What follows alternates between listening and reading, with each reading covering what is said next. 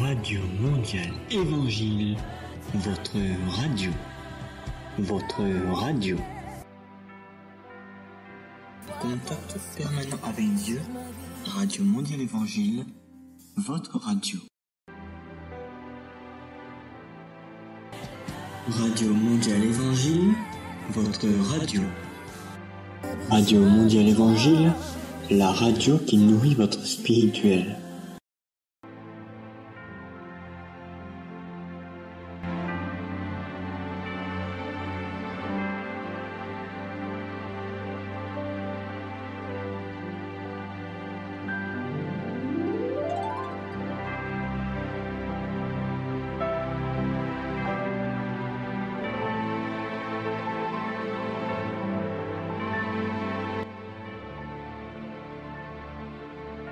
Flash Info. Toute l'actualité chrétienne internationale, un service Top Info. Madame, monsieur, bonjour. Voici les titres de ce Flash Info. En France, les prêtres catholiques sont toujours moins nombreux et toujours plus vieux. La Croix vient de publier une étude statistique menée auprès de tous les diocèses. En France, toujours, le mouvement Paris Tout est Possible a organisé une grande conférence du 13 au 15 mai afin de fêter l'Ascension du Christ. Tout à l'heure, nous replongerons dans cette ambiance festive et nous entendrons l'interview du père Marie-Angèle Carré, aumônier au sein du GIGN.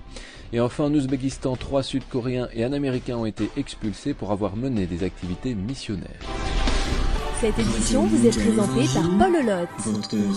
En France, le vieillissement des prêtres n'est pas un fait nouveau, mais l'ampleur du phénomène est impressionnante, réagissent Anne-Bénédicte Hoffner et Isabelle de Gaulmin, auteurs d'une étude statistique menée auprès de tous les diocèses de France métropolitaine. L'Église catholique recense aujourd'hui environ 14 000 prêtres incardinés, soit en moyenne un prêtre pour 5 200 habitants. Cependant, la diminution du nombre de prêtres n'est pas le principal sujet d'inquiétude.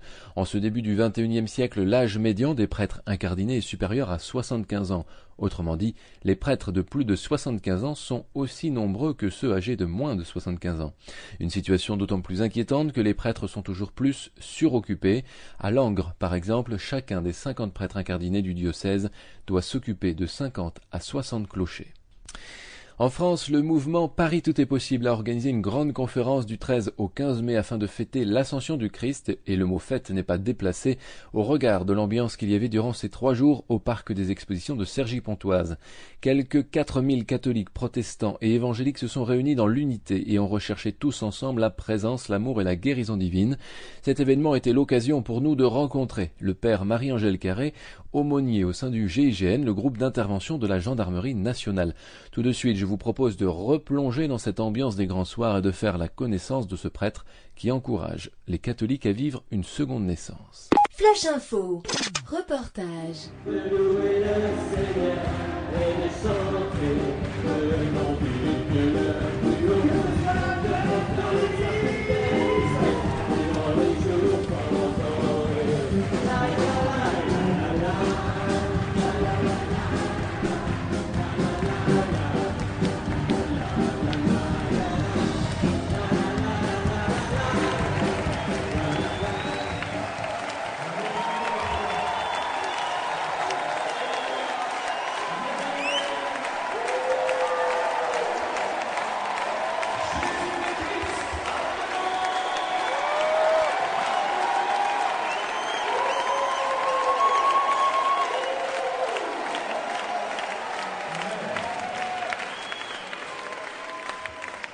Donc moi je suis prêtre d'une communauté catholique, congrégation Saint-Jean, prêtre depuis une dizaine d'années. Et je suis rentré dans la vie monastique à peu près il y a 20 ans.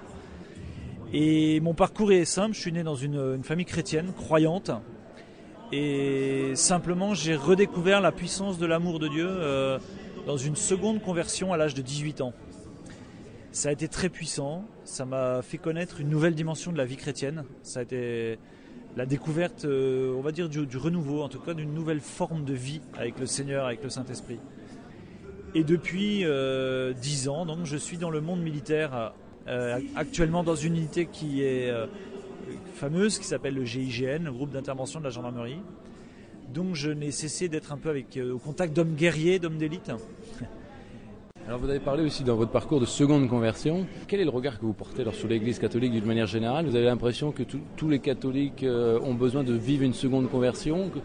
J'aime beaucoup l'expression qui a été déclarée il n'y a pas longtemps à un rassemblement chrétien comme celui-ci, où un prêtre, le père Cantalamessa, disait que l'Église avait besoin d'une Pentecôte permanente. Et c'est une chose qui manque véritablement. En tout cas, moi, je parle dans mon Église à moi, dans l'Église catholique. On a mis beaucoup de temps, jusqu'il y a à peu près 40 ans, à découvrir d'abord la personne du Saint-Esprit, les œuvres de puissance du Saint-Esprit, la guérison des malades, chasser les démons, ce qui est entre guillemets le triptyque de la vie apostolique. Mais on a mis du temps à comprendre ce que c'était. Moi je pense que tout catholique a besoin de vivre une seconde naissance, une vraie Pentecôte, et qui libère dans sa vie et dans son histoire, dans sa famille, dans sa paroisse, les dons du Saint-Esprit.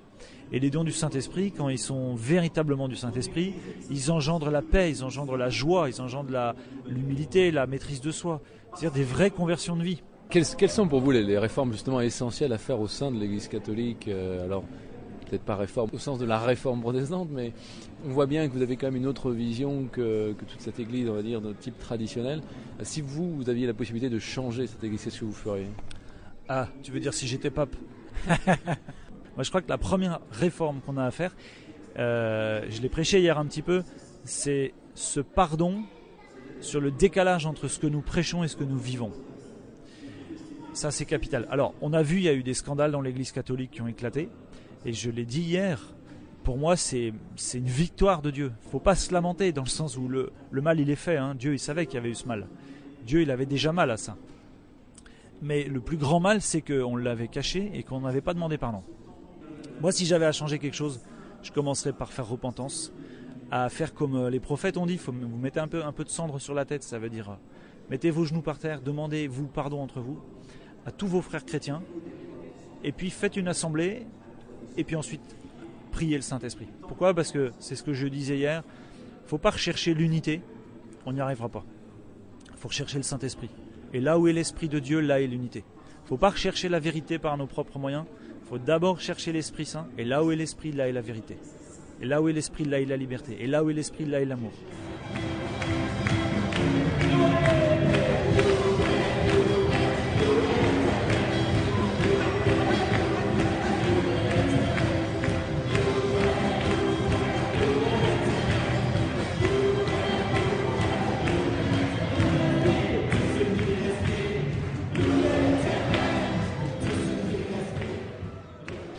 C'était la grande conférence Ascension 2010 organisée par l'association Paris Tout est possible. Nous avons entendu le père Marie-Angèle Carré, aumônier au sein du GIGN, le groupe d'intervention de la Gendarmerie nationale. Et pour votre information, dans quelques jours, vous pourrez lire l'interview complète sur www.topchrétien.com, rubrique Top Info. Et enfin, en Ouzbékistan, où la population est musulmane à 90%, toutes les activités missionnaires sont strictement interdites. Un Américain et 3 Sud-Coréens viennent d'en faire les frais. Selon un site internet pro-gouvernemental, ces 4 étrangers ont été expulsés pour avoir mené des activités illégales de missionnaires. L'Américain essayait secrètement, depuis sa maison louée à Tashkent, de propager des idées de l'Église évangélique. Quant aux 3 Sud-Coréens, ils ont également reçu des amendes et ont été expulsés pour avoir propagé le protestantisme parmi des Ouzbeks. Merci d'avoir suivi cette édition du Flash Info, présentée par Paul Olotte. Retrouvez tous les jours l'actualité chrétienne internationale sur www.topchrétien.com. Contact permanent avec Dieu, Radio Mondiale Évangile, votre radio. Radio Mondiale Évangile, votre radio.